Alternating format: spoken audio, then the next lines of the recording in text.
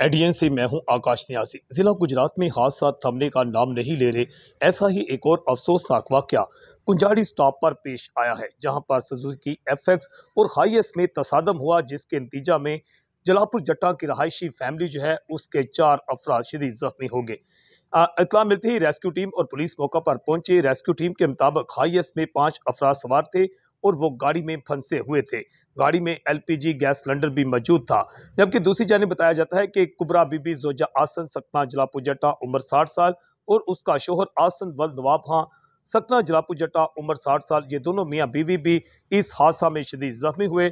जबकि मोहम्मद अली मोहम्मद मालक 16 साल उम्र शबाजपुर रोड सकना जलापुर जट्टा जो है ये भी जख्मी हुआ। और एक और खातून सलमा बीबी जोजा बिलाल उम्र 36 साल सकना जलापुर जट्टा शबाजपुर रोड जो है ये 2 खवातीन समेत 4 अफराद शदीद जख्मी हुए हैं। पुलिस ने इस सिलसिले में कार्रवाई का आगाज कर दिया है।